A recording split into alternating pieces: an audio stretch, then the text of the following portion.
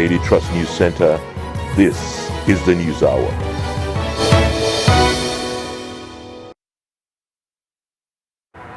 On News Hour tonight, Niger coup leader agrees to dialogue with ECOWAS.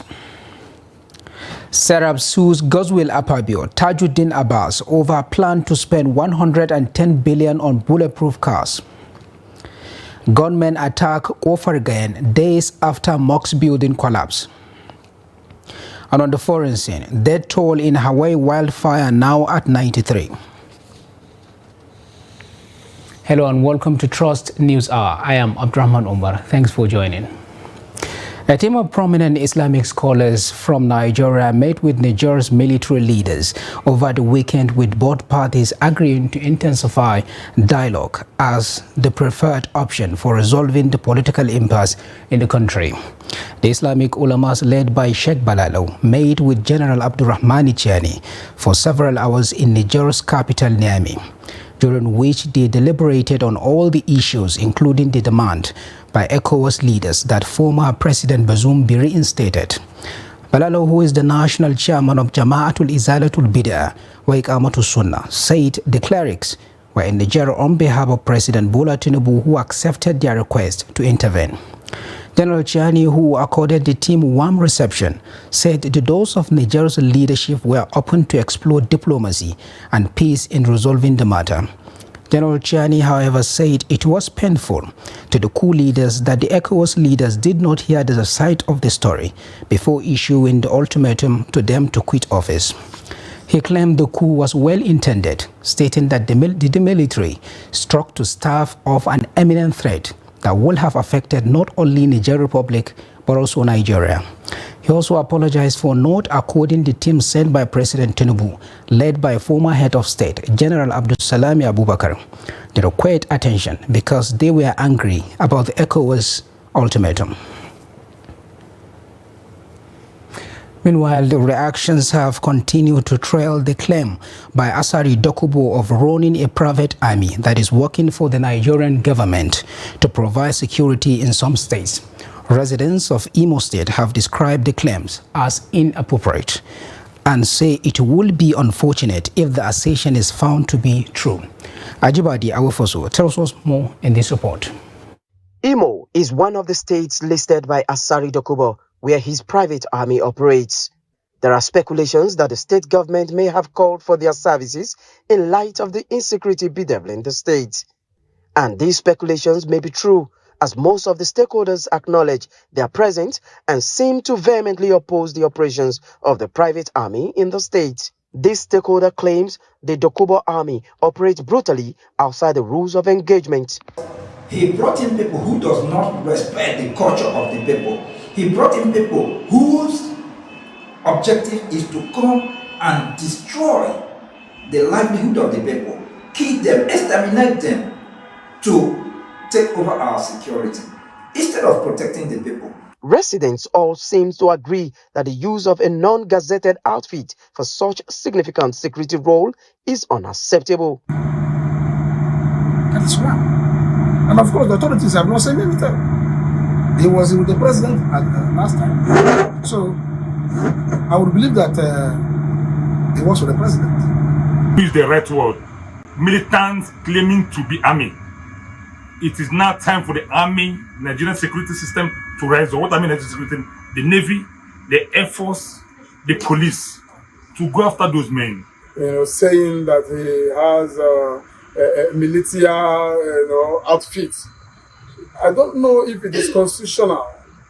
If it is not, if it's unconstitutional, the government should at least arrest him. But is it true that the private army works with the federal government? Apparently not, as the Commander 34 Artillery Brigade Brigadier General Usman Lawal says he is not aware of such a group. He insists that the brigade is not working with any other security outfit other than the sister agencies that are gazetted. Imo residents want appropriate authority to swiftly respond to this potential menace. We've been told that the security is being put, and don't forget that we are going to elections in November. So I won't be surprised if the private army of Asari are the people, because sometimes we don't know who are the bandits, We don't know who are the police. And I don't even know who the Bubagi people are. They invade communities. These people don't have adequate training. They don't investigate. They are not patient. They are controlled, or they are controlled by substances that they take. So in most cases, we think that their effect here has been negative. Going forward, the citizens are hoping that the private army will not be used during the governorship elections slated for November 11th this year.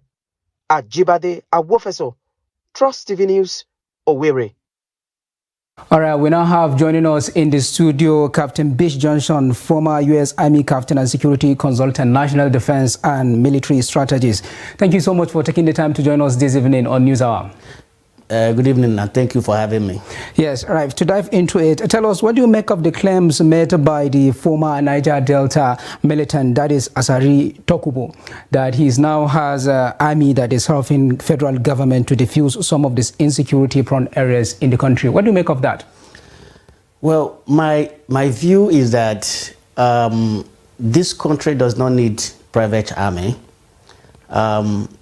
If, in fact, what the ex-militant is saying is true, and which from every evidence, from what we have seen, particularly in the Southeast, points to the fact that his claims are true.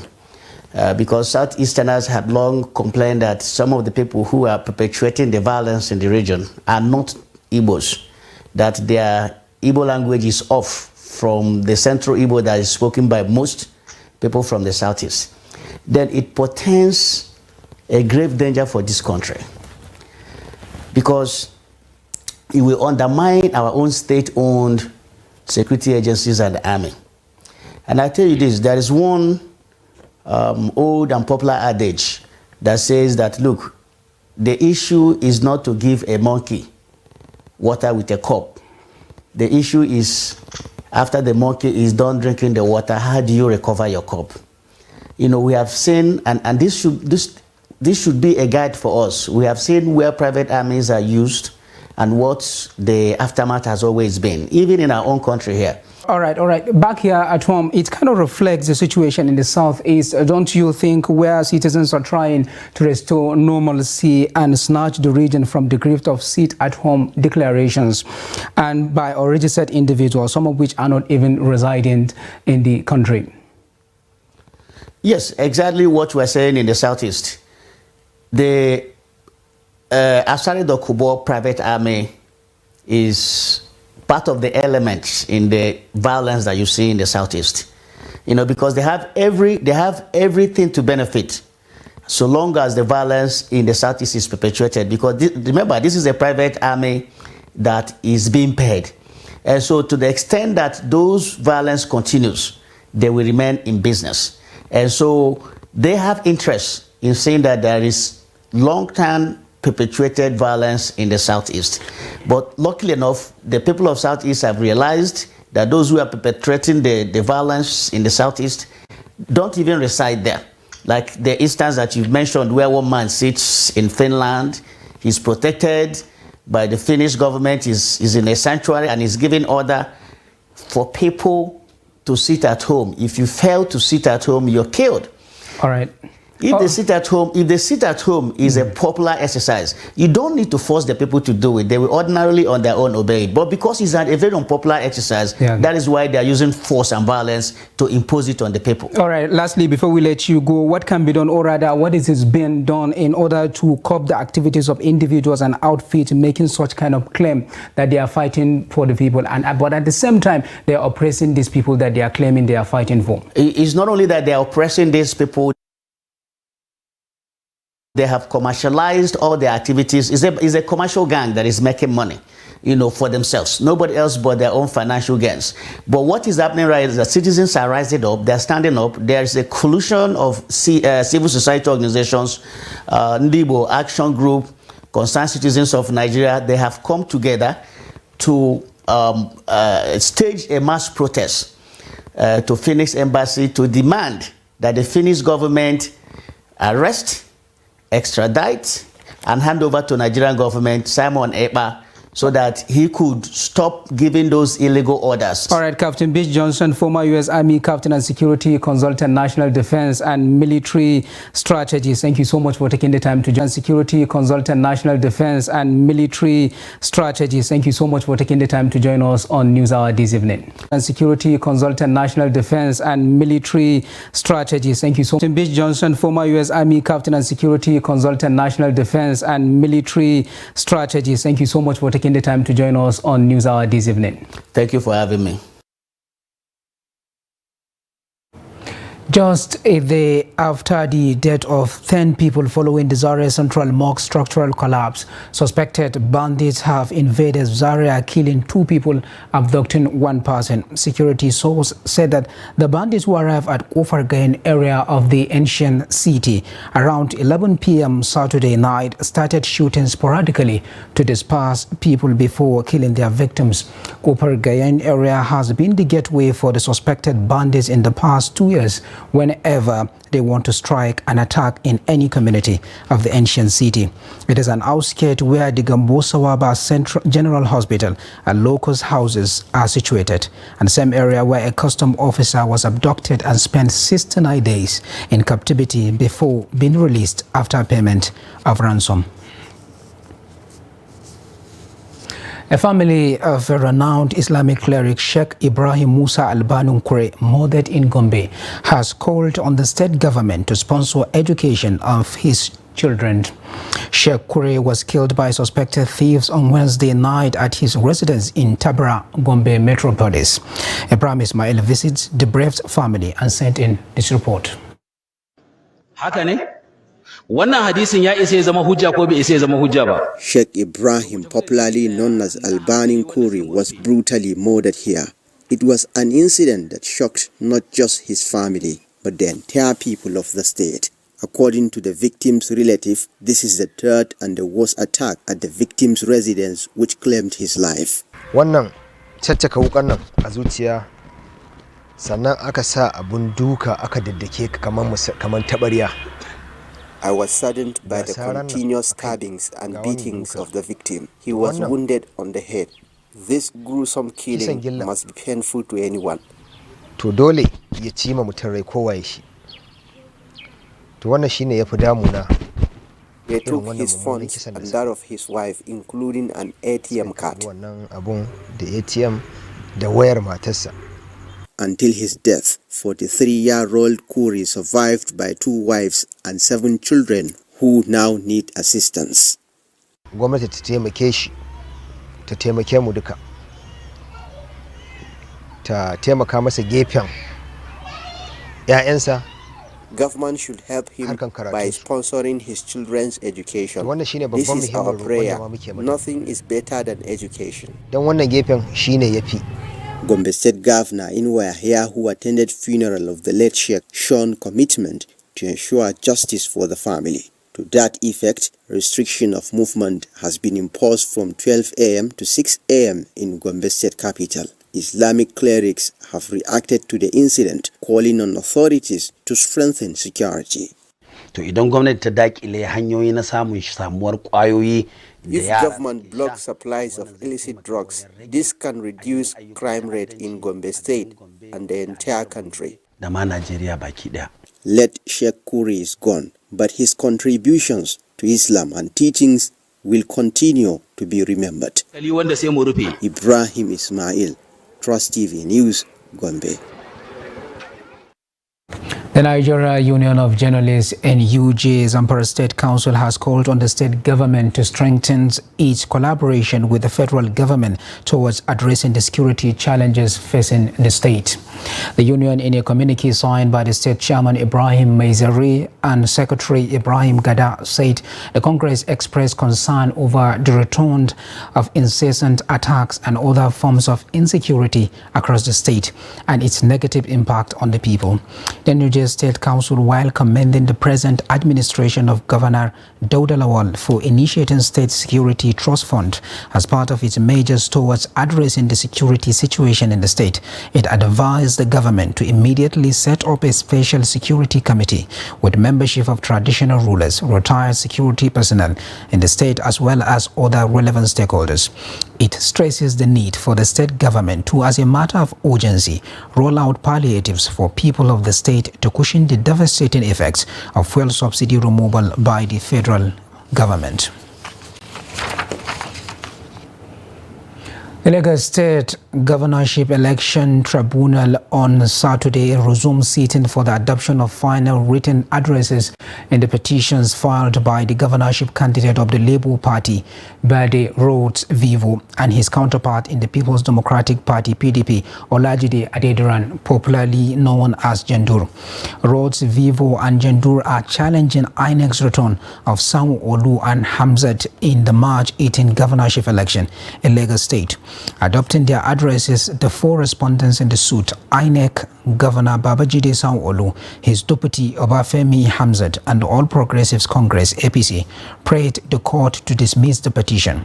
Counsel to the first respondent, Charles Edosomwan San, argued that the petitioner failed to prove that the third respondent possesses dual citizenship, nor provided evidence that the elections was not conducted in compliance with the Electoral Act.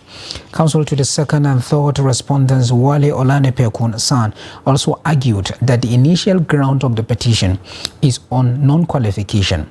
He contended that the petitioner did not, however, show up to adopt his petition and made no request before the court, urging it not to grant what it was not asked. Also in the petition filed by the People's Democratic Party's governorship candidate Olajide Adediran against the INEC and the APC governorship candidate and his deputy, the respondents asked the court to discountenance the petition for lacking in evidence. Second and third respondents' counsel, while citing the provisions of Section 285 of the Constitution, argued that the tribunal also lacked jurisdiction to entertain the matter.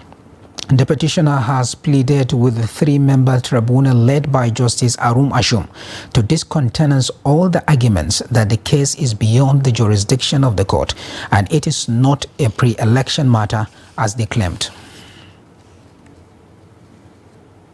Deputy State Governor Biodun Oyèbánjí has suspended the Commissioner for Chieftaincy and Home Affairs Olaye Atiboke for 2 weeks. The Commissioner, who is one of those inaugurated less than a week ago, backed the suspension for unauthorized departure from the venue of a 3-day retreat organized for them. According to a statement signed by Yinka Oyèbode, the special advisor and media to the governor, the Commissioner was nowhere to be found during the signing of the performance charter. Governor Oyèbánjí, who fully participated in all the sessions of the 72-hour retreat, had earlier stated that there will be zero tolerance for indiscipline and poor performance. Now, in the meantime, the Socio-Economic Rights and Accountability Project, SERAF, has filed a lawsuit against the Senate President Godswill Akpabio and Speaker of House of Representatives Tajuddin Abbas over the unlawful plan to spend 40 billion on 465 exotic and bulletproof cars for members and principal officials and 70 billion as palliatives for new members. The suit is coming on the heels of the statement by Akpabio that the clerk of the National Assembly had sent holiday allowances into the various bank accounts of senators. In the suit filed last Friday at the Federal High Court in Lagos, SERAP is seeking an order of mandamus to direct and compel Akpabio and Abbas to review and reduce the 40 billion budgeted to buy 465 sports utility vehicles, SUVs, and bulletproof cars for members and principal officials. SERAF is seeking an order restraining Akpabio and Abbas from demanding or receiving the 40 billion to buy 465 SUVs and bulletproof cars for members and principal officials until an assessment of the socio-economic impact of the spending on the 137 million poor Nigerians is carried out in the public interest. Now, as part of the measures to ensure safe trips during the rainy season, the Co-Marshal Federal Road Safety Co. FRSC Dauda Ali Biu has advised monitoring motoring public traveling through Abuja-Yola Road and those traveling from northeast part of the country to the north central to ply alternative routes listed below. According to the Corps Marshal, the advisory became necessary because there has been a heavy rainfall in the early hours of the day, which lasted for several hours. He said, according to reports gathered from FRSC operatives from the field, there was a failed culvert at Kalajaga village. This is kilometer 118 Bauchi-Gombe Road, whereby the heavy rainfall washed away the culvert between Bauchi to Gombe, making the route unmotorable.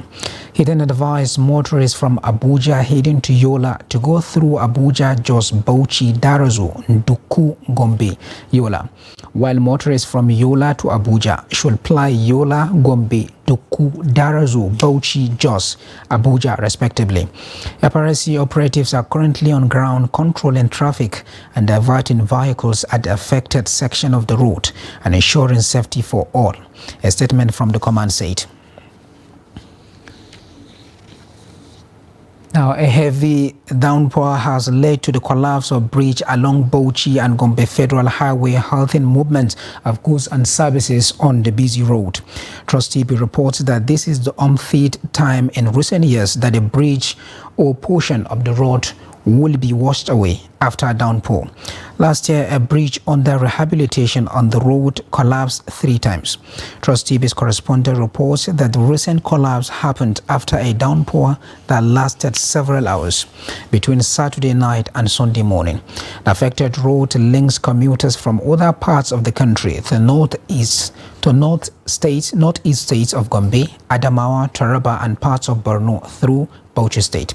Currently, traffic along the axis has been diverted to Bauchi Darazu, Duku Gombe Road, prolonging a journey from Bauchi to Gombe by over 78 kilometers. Now, Rivers State Governor Similayo Fubara has warned Oba Ebemi community to desist from disrupting ongoing reconstruction of the Omoku Ebema Road in Oba Ebema Ndoni local government area of the state. Governor Fubara, addressing monarchs, opinion leaders and other critical stakeholders from the area at the government house, Port Harcourt, says his government considers offensive threat of disrupting the project by some unpatriotic members of the communities, leading to failure of the former contractor recommended by the leaders to deliver the project after collecting 12.7 billion. Governor Fubara, addressing monarchs, opinion leaders and other critical stakeholders from the area at the government house, Port Harcourt, says his government considers offensive threats of disrupting the project by some unpatriotic members of the communities, leading to failure of the former contractor recommended by the leaders to deliver the project after collecting 12.7 billion naira. Project was given to you people. You nominated the contractor. The contractor failed. We're doing another job again here. The contractor will continue with his job. I expect you people to give them the necessary cooperation. Are you trying to be like the Andoni people that one simple section of project for 24 years could not be delivered? People are more than that. So I'm appealing to you, give the contractor the necessary support, cooperation, so that this section of that road will be completed when the other one joins from Ahoda. And you have a stretch and clean road. We are going to monitor what the contractor is doing and ensure that it does a standard job for you. That is my position. The governor urged the people of Ogba, Egbama, Ndoni to give necessary support and cooperation to the current contractor handling the project for infrastructure development to thrive in the area. Speaking to newsmen after the stakeholders meeting with the governor, the Oba of Ogba land, His Eminence King Nwachukwu Ubuhona Obi Eze Ogba III, who led the stakeholders, said the protest of the people on the project was provoked by poor communication and engagement between the company and the communities. So we are encouraged, we are impressed by the few things he's done. Take, for instance, the ring road. It's a major which this nation has not seen in a long, long time. We're also seeing the interventions is everywhere. It's not only hands-on, it's very practical. He tries to get things done, even things that have already got stuck by several reasons. He tries to tunnel them and make sure things are working. For us, we are encouraged as a people. For us from Oba Ibemandoni local government, we are also happy that he is there. We are hoping that all that he has in mind will translate to good works for the state. Everybody must come together and help him to take the state forward to a different level. And I want to say it here. I will not tolerate, I underline and repeat, I will not tolerate any sabotage. If there is any sabotage, I will ask the contractor to pull out. I will not do it again. Work with your leaders. Every time it's not protest. Every time it's not text message. Every time it's not contamination. It gets to a time when everybody comes together for the progress of their community. Governor Fubara says his administration will not tolerate any form of sabotage on it to provide good governance to the people. You're watching the news hour on Trust TV. Coming off after the break, we take a look at divided preference over music. Details of this and more after the break. Do stay with us.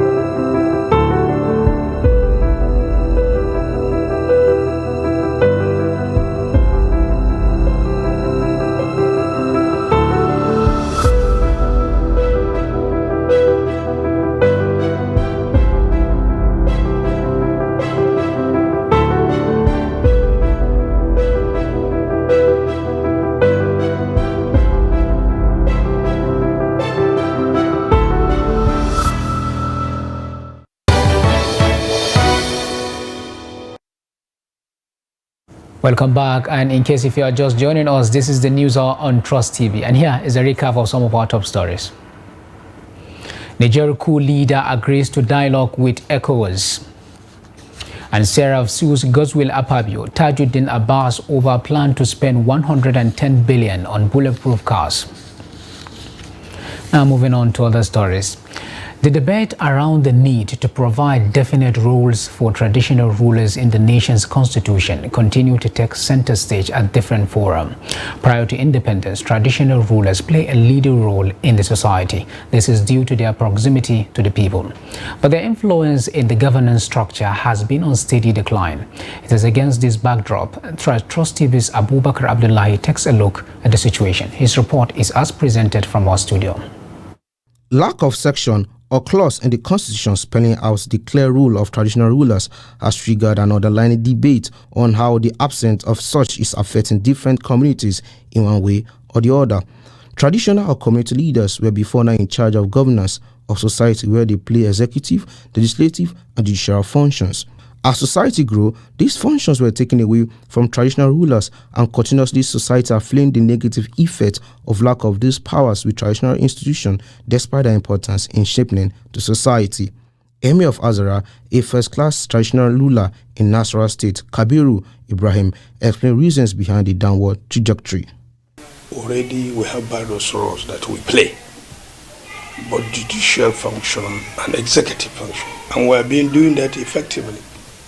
Whether we're in the constitution or not, we still do our function that we inherit from our forefathers.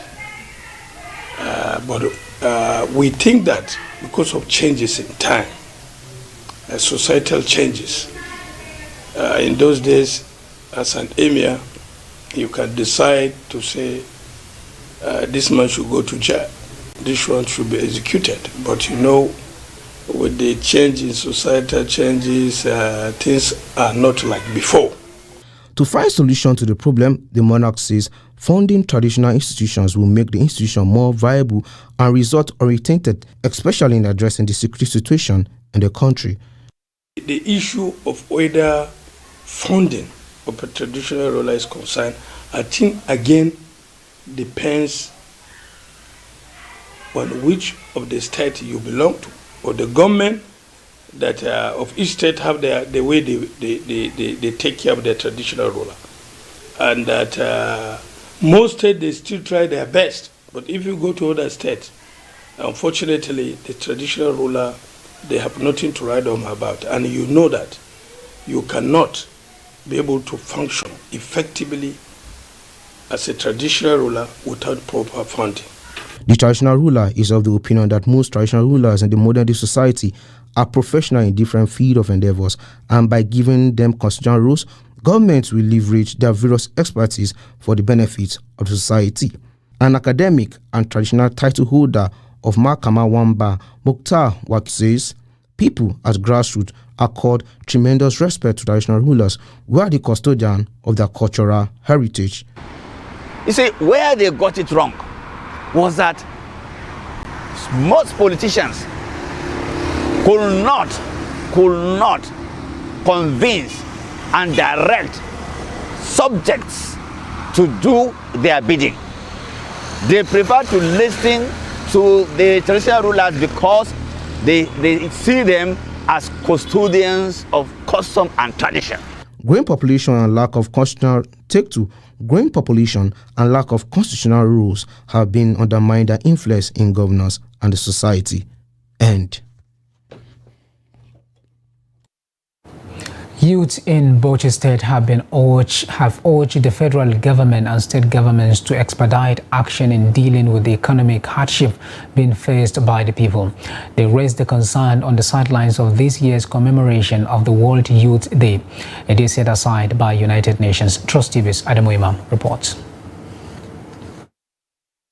This year's theme is Green Skills for Youth Towards a Sustainable World, which Nigerian youth says is considering the pressing need for policymakers to take advantage of growing population as a panacea for growth and development. Even if we know how to do the business, our great concern is little capital or tools to push us and start with. If the government can do the needful on palliatives to reach us direct, I think we will do better by making sure real Nigerian youths that are into business or skills work can get help. This is the work of the authority to supervise and ensure justice. It is extremely important for youth to start something, no matter little, like petty trading with small amount of money. Even skills work, we should hold it with sincerity for us to contribute, because the current economic realities shows we must wake up in this country These Nigerian youths who are engaged in welding work say inability of successive governments to provide sustainable power supply has dampened their morale and posed a greater threat to their future. Honestly, there is no encouragement in our work because of epileptic power supply. There is high cost of living. Now we hardly get something to feed ourselves well due to economic hardship. Though we thank God for our lives, we pray that God will be on top of the situation. But our main problem for this country, or throughout this nation, is to have a guarantee never. I think that problem that we are facing in our skills, so we are done with it. Statistics have shown that the number of youths is projected to grow by 7% to nearly 1.3 billion across the globe, making it imperative to make them central in policy formulation and objectives for sustainable development. Adami Imam, Trust TV News, Bauchi. Now, empowering youth to acquire skills and stimulating small and medium-scale businesses is critical to tackling rampaging poverty in the country. A cross-section of respondents in Makurdi, the Benue State capital, made the observation while speaking with Trust TV's correspondent, Jimmy Azandi. His report. The respondents are of the opinion that addressing the current economic realities in the country required pragmatic approach to youth empowerment through skills acquisition to guarantee self-reliance. Because government is not helping matters. Like now, I want to say is that it doesn't matter your background, it doesn't matter your education qualification. But if you find yourself by doing one thing or the other, God will bless you of that what you are doing. Like I learn handwork, and it is the handwork that is helping me. I'm taking care of my family. They are going to school. We're not lacking. So, but if you depend that you do government work, government can feed you as what is happening this time around. Others said formal education alone is not a solution to rising youth unemployment. It must be supported with relevant skills for sustainable development. I am encouraging youth to go back to skill acquisition because it is self-employed. Because this can make you to raise money by yourself, and then it will also give finances to you yourself and the family and also the society. The youth nowadays, if they should go to school, they solely depend on the formal education that they acquire from school and go out looking for white-collar jobs and all of this. But what is necessary in this current situation of Nigeria economy? What we want is handiworks and everything and other crafts that can enable us to be self-employed. So my advice for the youth is that we should not solely depend on the formal education that we acquire from the university or other schools. We should go forth and look for other vocational skills to help our life and earn a living. Because as far as you have something doing every day that you come to your job, you discover that God will bless you with something that you take to your house. So, but if you depend on people, sometimes maybe you go to them, you will not find anything. So it will not even help you with anything, you'll be frustrated. So for you not to be frustrated, it is when you have something doing. Handwork is very, very important in this life. As the present administration fine-tunes its palliative measures to cushion the impact of petrol subsidy removal, the respondents say encouraging self-sustainability amongst youth is necessary to build a strong and resilient economy. Jimmy Azandi, Trust TV News, Makurdi. Kano State government has ordered the suspension of school fees increment at all private primary and secondary schools operating in the state with immediate effect. The special advisor to Kano State Governor on private schools, Baba Abubakar, confirmed this development on Sunday. He also said that the sale of books and uniforms by private schools have been put on hold. He noted that the state government will similarly ensure that parents pay school fees of their children at the same time because the operators are not charity organizations. In the meantime, the Ogun State government has issued a 3-day ultimatum to traders who contravene the state environmental law by occupying unauthorized spots to vacate such places or face the consequences of being fined or having their goods confiscated. The Permanent Secretary, Ministry of Environment, Rasak Ojitola, said this in a statement in Abeokuta, adding that the move-away order became necessary due to the dangers the traders got exposed to. Ojitola also argued that there were enough spaces in the government-approved markets to accommodate the traders, noting that some activities by traders have led to the blockage of drainage channels.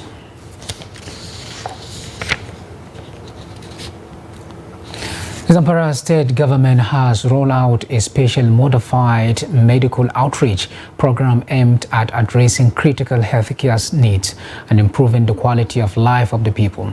Under the initiative, which commenced recently, 81 patients suffering from cases of eye cataracts and 49 cases of growing swellings were treated.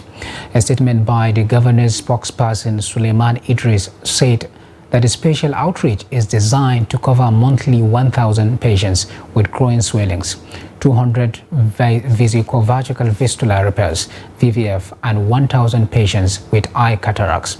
First phase of the program, which is in collaboration with the Office of the First Lady of Zamfara State, Hajia Hureya Dauda, is set to provide free medical services to people with cases that require cataract extraction, growing swellings, hernias, hydrocele, vesicovagal fistula repairs, BVF, and health education. A committee saddled with the responsibility of executing the program says its findings show that cataract extraction, growing swellings, hernias, hydrocele, vesicovagal fistula repairs, VVF, amongst critical healthcare needs the people, which are given priority attention in the intervention for the first year of the program. According to the statement, a strategy has been adopted to allow patients to be screened remotely and receive treatment at designated treatment centers in Gusau. The state governor, Dauda Lawal, has also expanded the scope of the program to cover all the 14 local government areas of the state, with General Hospital Gusau, King Fahad General Hospital, and Yeriman Bakura Specialist Hospital as centers. Kano State Governor Abba Kabiru Yusuf has reopened the oldest public pediatric hospital in the state. Hasia Bayero was closed down by the former administration of Abdullahi Umar Ganduje. The reopening of the hospital is coming 33 years after it was first opened. The reopened health facility is amongst the first set of projects commissioned by the governor in his first 100 days in office. Recall that the present administration in Kano State had in June this year revoked the sale of the hospital allegedly to an individual at the rate of 6 million naira by the previous administration in the state and began its renovation thereafter. Speaking on the sidelines of the commissioning, Governor Yusuf said the hospital is one of the few public pediatric hospitals in the whole of northern Nigeria, with a capacity of 86 beds and attending to about 5,000 patients across the state and its neighborhood. Some of the services rendered by the facility include general pediatric consultations, free admission of outpatient services, immunization services, nutritional services, research, training, and referral services. Emir of Kano, Aminu Ado Bayero, who was at the opening ceremony, thanked the governor for redeeming the image of the facility. Now, Nigeria needs to strengthen its commercial laws to attract foreign investment into the country. This was revealed by a professor of law at the York University, Toronto, Canada, Ponam Puri, while delivering a lecture in Asaba on Nigeria's commercial jurisprudence in honor of late Justice Chukwuemeka Indibe. The professor noted that many companies have left the country due to unfavorable conditions. He commended some jurists, such as late Justice Indibe, for his contribution towards protecting workers from oppressive employers. Transparency and accountability on the part of corporate management and corporate directors. And so in terms of the talk that I gave today, I think it's really important to have independent directors who are overseeing management. I think that helps to build investor confidence, whether domestic investors or foreign investors.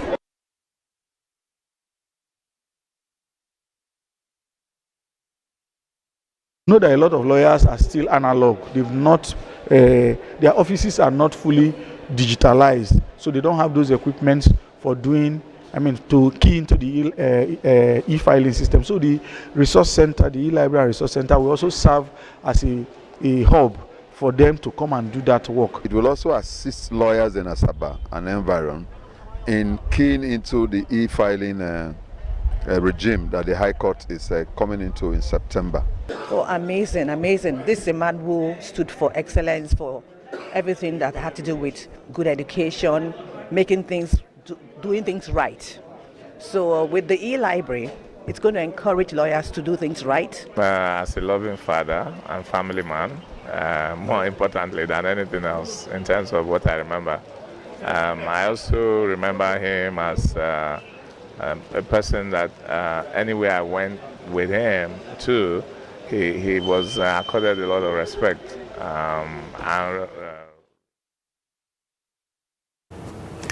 The federal government, through the Ministry of Finance, Budget and National Planning, is in collaboration with partners to promote sustainable economic growth and development by creating a bio-based economy that will contribute to job creation, poverty reduction, food security, and increased access to energy.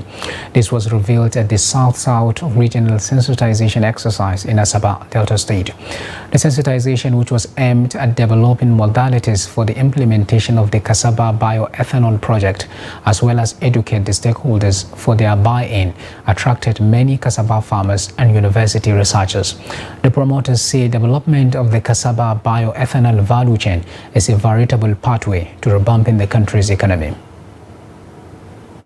Also, to improve our food security. You know, the cassava is a very dynamic crop, so we hope to, by boosting the production of cassava, we hope to use cassava for the production of bioethanol.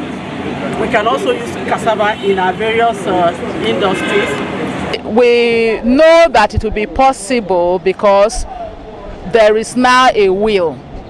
We desire that agriculture, which is the source of food for every human being, is going to have a boost, because one of the things that make agriculture unattractive is when you look at the cassava farmer in the village, one has this apathy. How can they survive?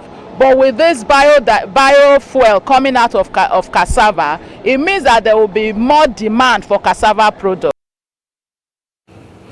Some music listeners in Jos, the Plateau State capital, say they still prefer to listen to old school music despite the emergence of modern trends.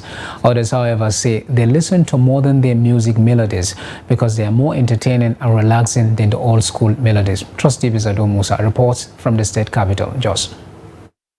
Those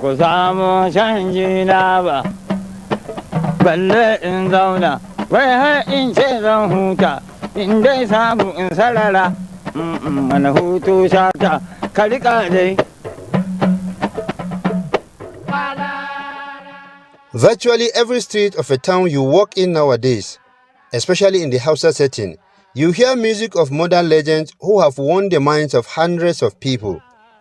Prior to the emergence of the modern music melodies, many people, especially in the north, used to listen to the music of old legends. Ironically, with the coming of new music stars, a lot of people in the region switch from old school hits to the contemporary ones. These residents say they still like the old school music because of the lessons associated with it.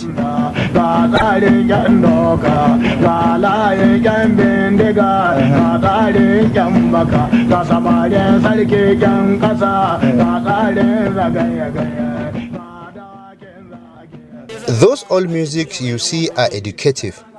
They teach a lot of lessons, and that is why we still listen to them. We believe that we can always learn from them. The old school, such as that of Mamans Shatta, Dan Maraya, Dan Kwairo, among others, are passing a lot of lessons, and that is why we still remember them. In my opinion, most of the modern hits are not in any way passing any lesson to the public. Rather, they just destroy our moral attitudes. That is why today, the moral behavior of our children is not the reflection of our culture. The old school musics are the best ones to listen to. In the Hausa land, the old musics of Hausa legends are very educative and are still lingering in our memory. All musics of famous people like Dan Maraya and Mamman Shata are just like preaching. When you follow what they are saying, you realize that what they are saying is true. We are now seeing what they have said in the past. The modern music is full of dancing. We don't even understand what they are saying. So, we still listen to the old music. Hijiran manzon Allah barinsa ga makadada mutan Madina sun karbe shi wanda ita ribe shi shine haladu farin tsoho. Most of the old school music fans of Hausa parentage believe that such music are teaching a lot of lessons rather than just beating sound and dancing. Ado Musa, Trust TV News, Jos. Now, away from Nigeria, people in Hawaii, the resort town ravaged by a horrific inferno, have expressed anger as the death toll from the wildfires rose to 93, making it officially the deadliest U.S. wildfire in more than 100 years. Officials said the death toll might go up further as search teams continued sifting through the ruins of Lahaina town located on Moya Island. The resort town of more than 12,000 people has been reduced to ruins. Its lively hotels and restaurants turned to ashes. In a news conference, Governor Josh Green said the number of confirmed deaths from the Miyu wildfires have risen to 89, making it the deadliest U.S. wildfire in more than 100 years. Miyu County later raised the confirmed death toll to 93.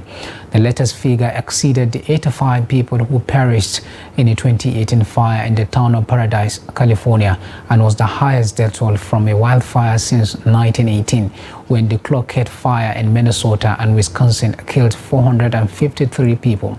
Moyo Police Chief John Pelethia said only a fraction of the disaster zone had been searched, and only 2 of the victims could be identified because they were burnt badly. He added that cadaver dogs trained to detect bodies had covered only 3% of the search area. And now finally on sports news, football enthusiasts across the country are eagerly anticipating the start of the next domestic club football season scheduled for later this month. Expectations are high among fans of popular northern Nigeria club Katsina United, which recently gained promotion to the Nigeria Premier League. Trust TV's Abdulaziz Ibrahim spoke to players and fans of the club of the level of preparedness as they gear off for the upcoming new season. As the countdown to the new season continues, Katsina United Football Club seems to leave no stone unturned in their preparations to make a comeback to the Premier Football League in the country. An unprecedented 11 new signings, as well as hiring coach Tony Bulus within the past month, raises anticipation of a remarkable comeback campaign among fans. Ina babban jin daɗi da matuƙar alfahari a Katsina United da take a gari na jihata. I'm very happy and I feel very proud of the new developments at Katsina United, and I'm grateful to the management of the club, because what we are seeing with the new players, we know that we will do better than when we were relegated last time. I believe many young people have to come out to support the club as their own and move away from some of the things that violence that caused problems for us last time. Chenji Boys, as the club is known, had remained in the Nigeria Premier League for 15 years until it suffered relegation at the end of the 2022 season.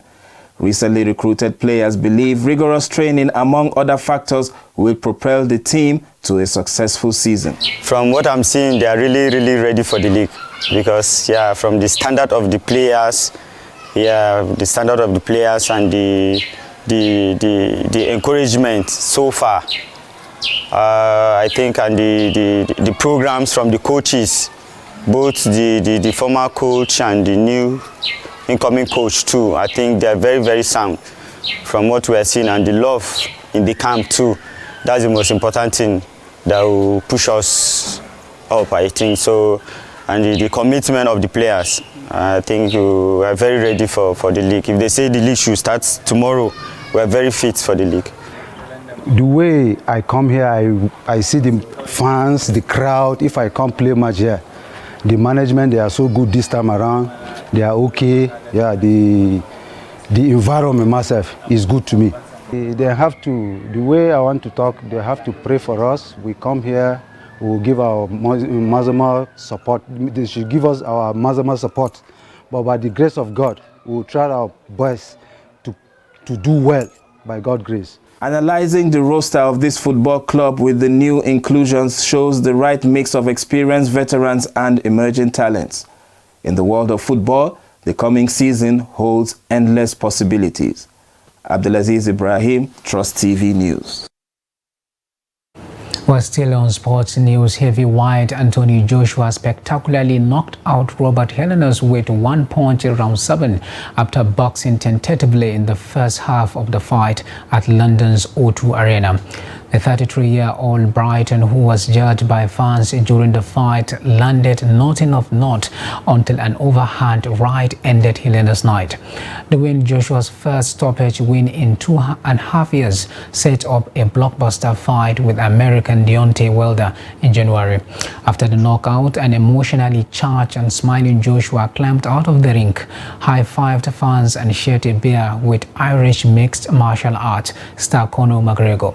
Helenius needed oxygen after the heavy knockdown, but recovered and left the ring unassisted after congratulating Joshua. Joshua extends his record to 26 wins with 23 stoppages and 3 defeats. Finance Helenius, who took the fight on a week's notice after Brighton Dillian White failed a voluntary drug test, loses his 5th pro fight in 36 outings. And with that, we have come to the end of the Trust TV's News Hour. Do not forget to follow us across all our media platforms and our YouTube live stream. I am Abdurrahman Omar. Thanks for watching and bye for now.